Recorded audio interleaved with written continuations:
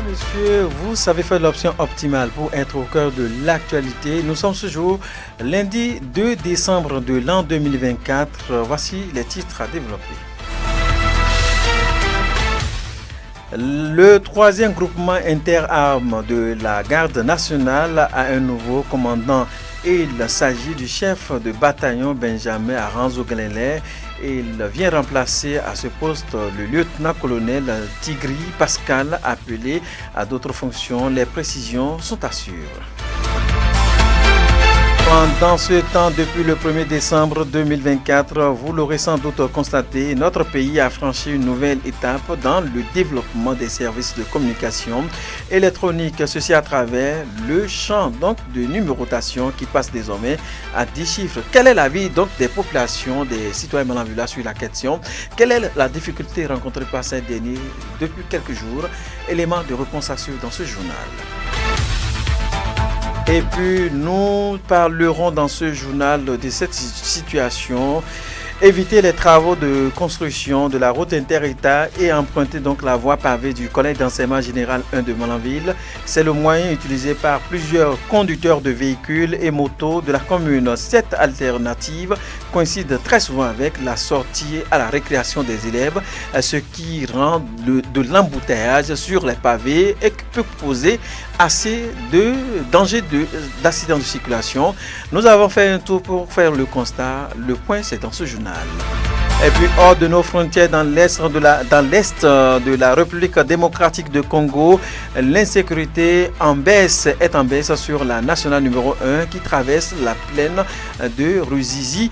Les précisions, ce sera avec David Labo dans ce journal. D'autres nouvelles au plan local et national seront au menu. Merci de préférer Sota FM pour vous informer. Sota Midi Magazine, le point de l'actualité de la journée sur ta radio. Sota FM, c'est maintenant et tout de suite. Bienvenue à chacun et à tous. Éviter les travaux de construction de la route nationale inter-État Malanville-Cotonou, c'est ce qui a poussé beaucoup d'usagers à emprunter donc la déviation. Cette déviation qui n'est rien d'autre que la voie pavée du collège d'enseignement numéro 1 d'enseignement général 1 de Malanville. C'est le moyen désormais utilisé par plusieurs conducteurs de véhicules et motos de la commune. Cette alternative coïncide très souvent avec les heures de la sortie des cours à laquelle plusieurs élèves se retrouvent sur le carrefour en cherchant de quoi manger avant la reprise des cours, ce qui met en danger donc la vie de ces derniers, puisque c'est-à-dire cette période qu'on constate le passage de quelques usagers à vive allure, une situation qui n'est pas du goût de la population, et c'est ce qui a poussé la rédaction de Sota FM à aller sur le terrain. Voici un peu ce que nous dit notre source Carly Seressou et Donald Tonokwanu, voilà, qu'on écoute. C'est un peu risqué. Et normalement, puisqu'ils sont en train de travailler, c'est vrai que c'est pour le développement de la localité, mais il faut pouvoir définir des déviations qui puissent permettre aux gens de ne pas mettre la vie des autres en danger. Et pire encore, on met la déviation à côté d'un collège où des élèves entrent et sortent. Je crois que c'est assez risqué parce que ça met en danger la vie des élèves. C'est vraiment un sérieux problème. Les gens ne conduisent pas doucement. Alors c'est l'heure à laquelle les enfants sortent pour aller manger qu'on voit des gens qui passent à vive allure, qui filent et tout ça, mais c'est pas normal. C'est préoccupant tous les jours. Et lorsque nous voyons ce qui se passe, la déviation est tracée par ici et que chaque jour que Dieu fait, on doit recevoir le flux de véhicules qui passent et puis ils ne connaissent pas les points d'attraction des élèves, ainsi de suite. Donc nous assistons tristement à des scènes horribles à ce petit carrefour-là. Il faut noter que donc mettre la déviation devant le collège est un danger pour les élèves. C'est pourquoi ces citoyens profitent de notre canal pour lancer cet appel à l'endroit des autorités compétentes et de la police républicaine à réguler notamment la circulation en ces moments de pointe. Carly Seressou et Donald, ton quoi nous y arrive, qu'on écoute. Donc normalement, je crois que là, ils ont mis la déviation, ce n'est pas du tout réfléchi. Ils doivent normalement revoir et définir une autre déviation, sinon on met en danger la vie de nos enfants. Et s'ils peuvent revoir leur déviation, nos autorités sont là pour veiller au bien-être de la population. Surtout à ces élèves qui constituent la relève d'aujourd'hui et de demain. Si on doit mettre en péril leur vie parce qu'on court après le développement, c'est que c'est grave. Donc j'en appelle à la responsabilité, au sens de responsabilité de nos autorités, afin que les responsables de la structure qui travaillent sur la route inter-État puissent voir une autre déviation. Si nous allons demander quelque chose, c'est de demander aux forces de l'ordre de nous aider à réguler la circulation à ce niveau-là, parce que ils ne sont pas sans le savoir, ils le savent. Ils peuvent pas aussi dire que c'est leur effectif réduit qui les empêche de venir jouer ce travail républicain. C'est pas quand il y a un accident là qu'ils vont accourir vers là. Donc je crois que les forces de l'ordre peuvent déjà nous aider, puisque l'incivisme est au quotidien. À l'instant, 2 personnes ressources citoyennes de la commune de Malanville qui opinaient justement sur la situation au carrefour du collège d'enseignement général 1, CG1, notamment à la sortie des cours, une déviation qui peut créer assez de désagréments à ces élèves. Donc, Carlis Ressou et Donald Tonoukwano. De cette actualité, vous l'aurez sans doute remarqué, elles sont nombreuses, ces jeunes filles et femmes au foyer, à faire des programmes, des films en série, leur quotidien de tout le temps, du jour au lendemain. Elles appliquent les idées de ces films de série dans leur milieu de vie habituel, dans l'opinion de comprendre les conséquences qu'elles peuvent avoir en mettant en application les idées reçues dans ces téléfilms. Une équipe de la rédaction de Sota FM est allée au contact des femmes ici à Malanville. Je vous invite à suivre ici un extrait de la réaction de ces Malanvilloises. Bien sûr, c'est l'actualité, ça fait partie de l'actualité aussi et ça fait aussi partie de notre quotidien. Non, je pense que c'est du hors sujet parce que donc notre éducation et leur éducation, ce n'est pas la même chose. Donc, il ne faudrait pas qu'on prenne le paille mélangé avec le blanc pensant que ça va se mélanger, non.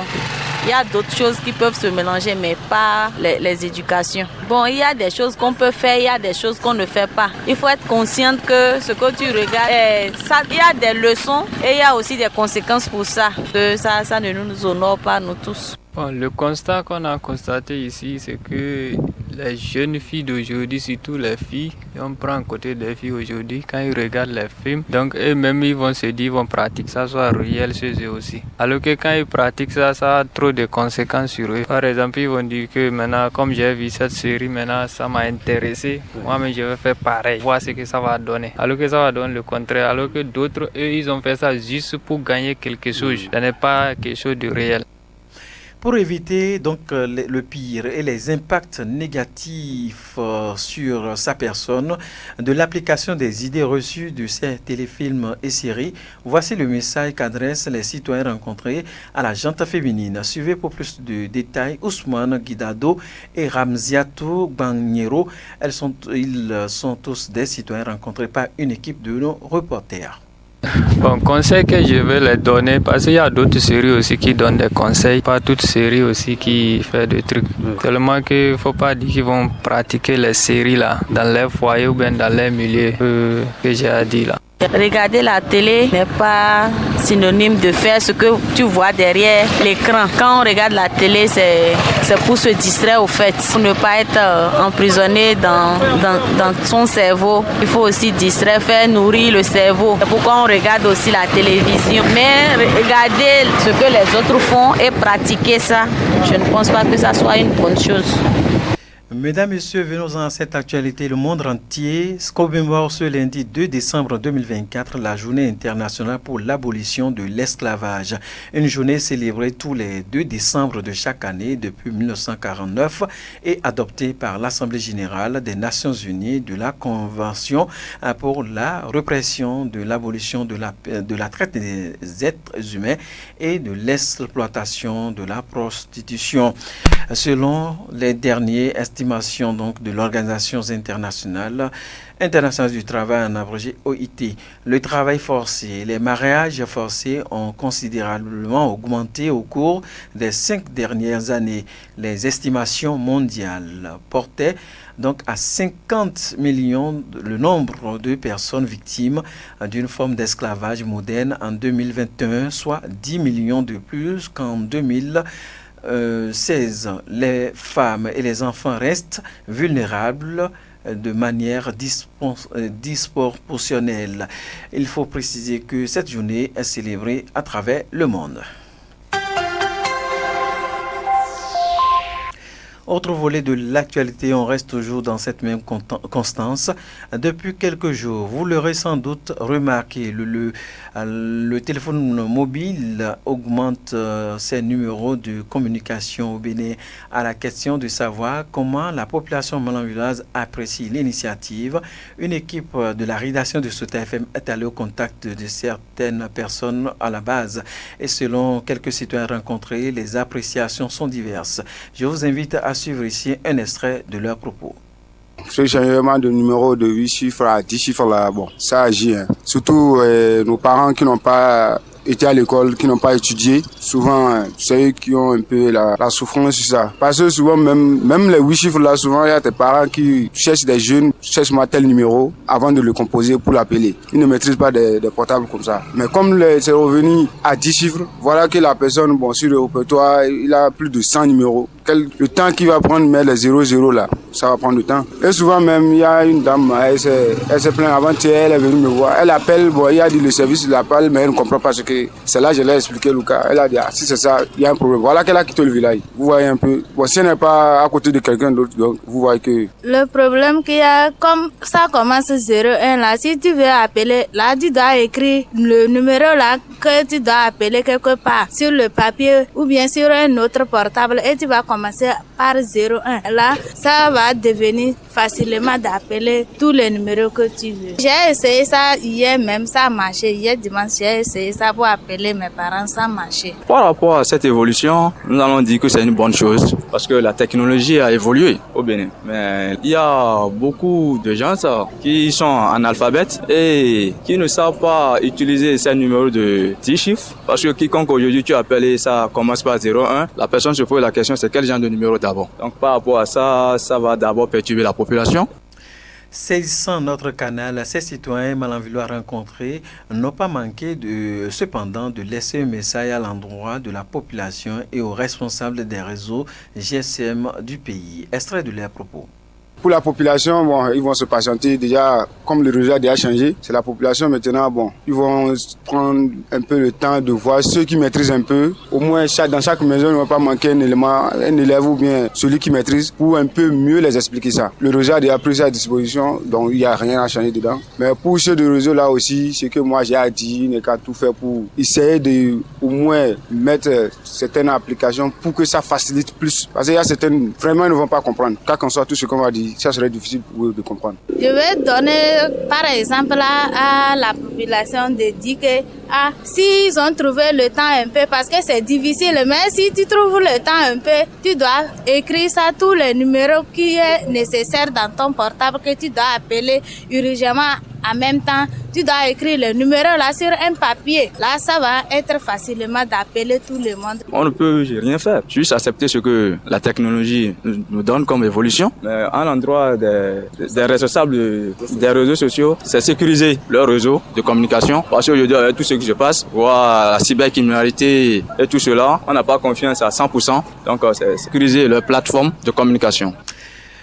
Sur cette question, depuis ce 1er décembre 2024, vous l'aurez sans doute constaté, notre pays a franchi une nouvelle étape dans le développement des services de communication électronique.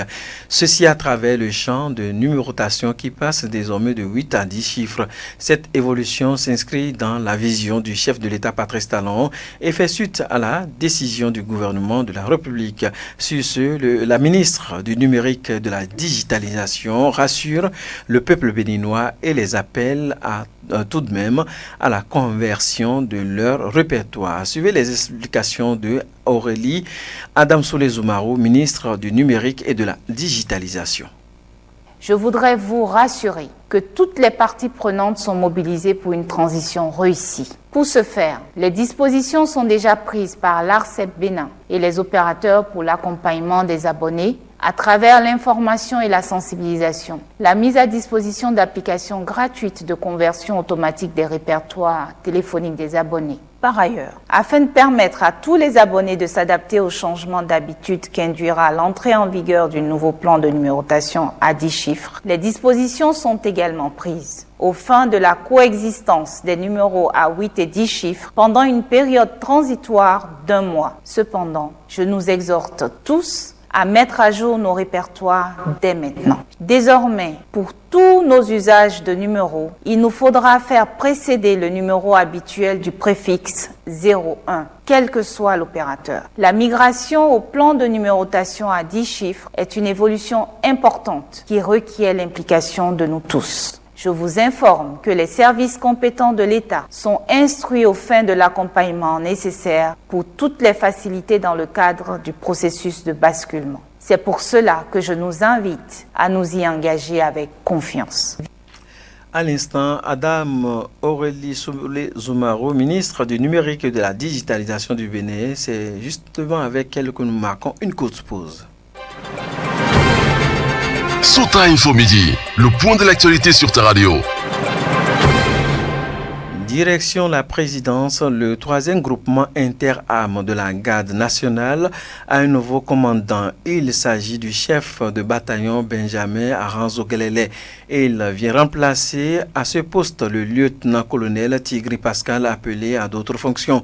La cérémonie de passation de commandement dirigée par le chef d'état-major de la garde nationale, le colonel Faïzou Gomina, a eu lieu vendredi dernier au camp militaire de Dessa 1 en présence de personnel civil et militaire. Au-delà d'une simple passation de commandement, il s'agit d'un grand moment de réflexion sur le passé, un regard vers l'avenir et une célébration des valeurs qui unissent les membres des forces armées. Écoutons pour plus de détails le chef de bataillon Benjamin Aranzo-Gelele, commandant du 3e groupement interarmes de la garde nationale. Extrait de ses propos. J'ai 3 pôles importants. L'entraînement, formation, l'entretien du matériel et la gestion efficiente des ressources humaines. La mission de mon bataillon s'inscrit pleinement dans la mission du chef-d'état-major de la garde nationale, qui est de contribuer à travailler, à préserver l'intégrité du territoire national, notamment dans le Nord où nous sommes actifs dans le cadre du terrorisme. Et je voudrais remercier particulièrement, après avoir rendu grâce à Dieu et à mes ancêtres, notamment mes parents défunts, reconnaître la main des chefs qui m'ont fait confiance et remercier ma famille. Autre volet de l'actualité, réception de matériel et équipements de production et transformation du riz à Banhoupo grâce à un projet COSO. Un groupement de femmes de cette localité de l'arrondissement de Ndali a bénéficié de cet appui matériel. C'était vendredi 29 novembre dernier en présence des autorités et la population. Illustration sonore à travers ce reportage que nous propose Eboudou Baki Imour. Une décortiqueuse de riz, des marmites et bien d'autres matériels au profit d'un groupement de femmes grâce au projet de cohésion sociale COSO. Ce vendredi 29 novembre, une atmosphère de joie et de célébration a envahi le village de Banhoupo dans l'arrondissement de Oueno, commune de Ndali. Ces femmes sont désormais équipées de matériel adéquat pour leur activité de transformation de riz. Camille Nata, superviseur du projet COSO dans la commune de Ndali.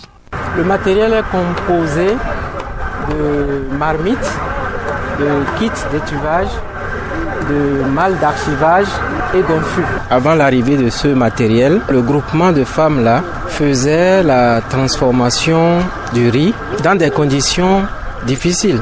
Maintenant que le matériel approprié est là, cela va faciliter le travail améliorer la rentabilité. Elles vont aussi gagner assez de temps pour maximiser leurs gains. La représentante du groupement de femmes bénéficiaires a exprimé sa gratitude. Nous sommes contents parce qu'avant, si on prend du riz, on amène au mounet. Environ, on va mettre ça dans le vent. Après, on va amener au marché. Mais maintenant, nous sommes contents. Si on a fini notre riz, on va amener aux machines. On irait au marché en même temps. On nous remercie Kozo. Nous sommes très contents. Grâce à cette machine-là, on va travailler tous les jours à Boncourt. On a du riz. À quelques villages, les gens vont venir à Boncourt pour écraser. Et on demande à Kozo qu'à nous amener dans quelques pays, peut-être on peut trouver marché là-bas encore. Ce que Kozo a fait là, je suis contente. L'enthousiasme était également palpable du côté de l'autorité communale. Daouda Sakamere, maire de la commune de Ndali. Mes sentiments, c'est les sentiments de satisfaction, de joie. Et satisfaction et joie, pourquoi? Parce que le projet Kozo est en train de travailler depuis un certain temps dans la commune de Ndali et plus précisément dans l'arrondissement de Oueno. Donc les procédures administratives étaient en cours. Je crois que nous sommes au terme de ces procédures administratives. Donc aujourd'hui, c'est la première réception provisoire du matériel qu'on est en train de faire à Banco au groupement Ankwamo. Ces femmes-là seront désormais outillées pour avoir quand même de façon rapide du riz de très bonne qualité. D'autres localités de l'arrondissement de Oueno suivront bientôt l'exemple de Banco avec des cérémonies de remise de matériel prévues dans les jours à venir.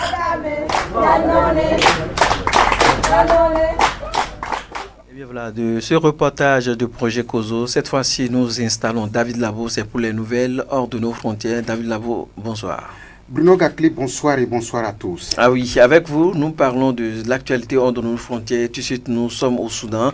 Les Soudanaises violées et violentées sont des victimes d'une guerre selon un rapport publié par l'expert de l'ONU. Vous nous dites. Justement, Bruno Gakli, dans un sillage de la guerre entre les deux armées du Soudan, les violences sexuelles contre les femmes se multiplient. Si les deux camps combattent les exactions des forces de soutien rapide sont tenus responsables de la grande majorité des violences faites aux femmes selon les conclusions d'un rapport d'experts de l'ONU publié le 23 octobre dernier. Les troupes paramilitaires,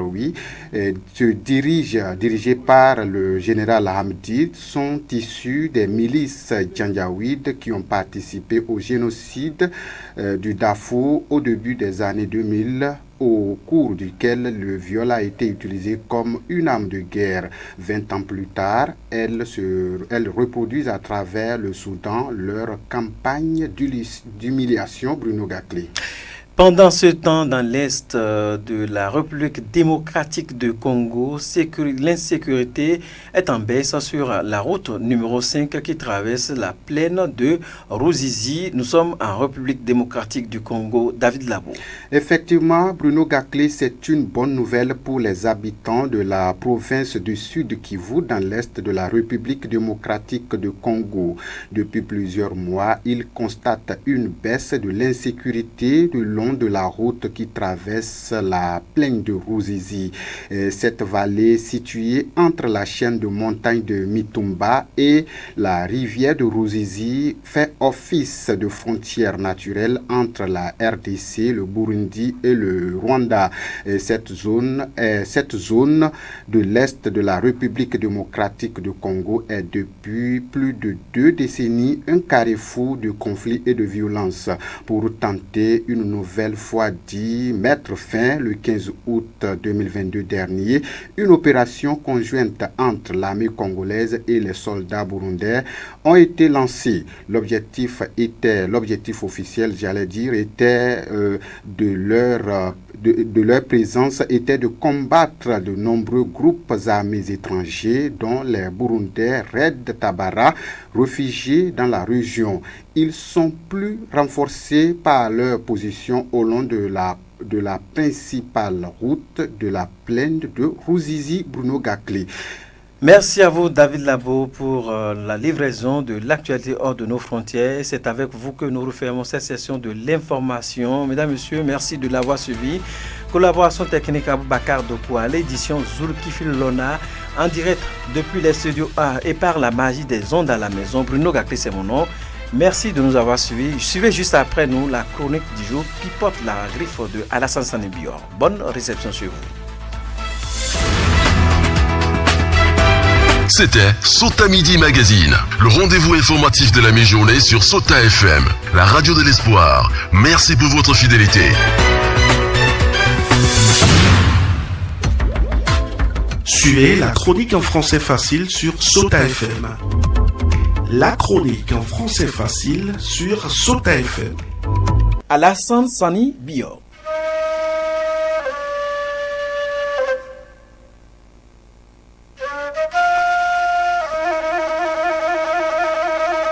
C'est la fin de l'année. Nous sommes au début du mois de décembre, un mois de tous les excès. C'est le dernier mois de l'année. Chacun court pour chercher de quoi finir l'année en beauté. Pendant ce temps, on veut accomplir ce qu'on n'a pas pu finaliser durant les autres mois de l'année. Parce qu'on veut avoir un bilan positif. C'est le rendez-vous du bilan. Ainsi, tout le monde reste sur le qui-vive. On est stressé et pressé de tout faire à la fois. Ce qui conduit les uns et les autres à s'abandonner sans savoir. La vitesse pour les uns, l'inattention ou l'imprudence pour les autres. Ce qui fait que les accidents sont fréquents. Le taux est souvent élevé, les cas parfois graves, les familles perdent des membres, alors qu'on entend passer un agréable moment de fin d'année et bien aborder la nouvelle. Malheureusement, l'histoire se répète malgré les sensibilisations et les expériences douloureuses vécues. Cela devient une habitude qui semble une malédiction. Voilà qu'il n'en est pour rien. C'est le comportement de la société qui l'a conduit à ce destin cyclique. Les dispositions sont prises chaque année par les autorités sur les routes, demandant à chaque motocycliste et propriétaire de véhicules d'être aux normes sur les routes. Mais la discipline peine à prendre. Les sanctions passent par là, mais rien. Les usagers de la route font à leur tête. Après, c'est pour parler des préjugés insensés, pour accuser la nature ou les forces surnaturelles, bref, alors que c'est d'abord nous-mêmes. La sécurité est d'abord individuelle avant d'être collective.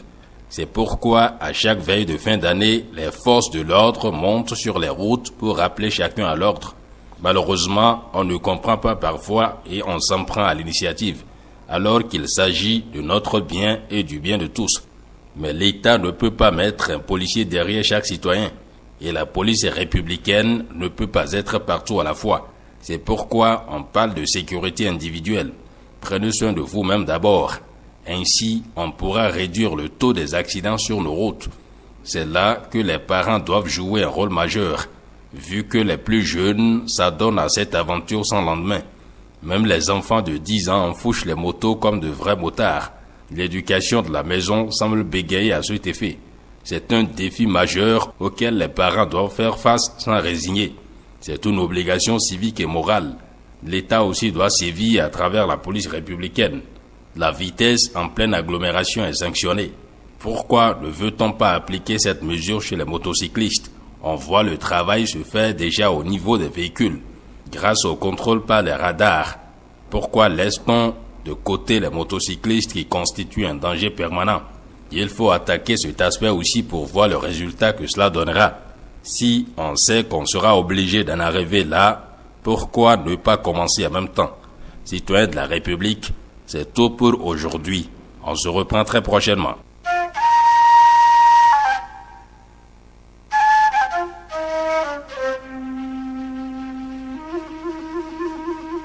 C'était la chronique en français facile sur Sota FM.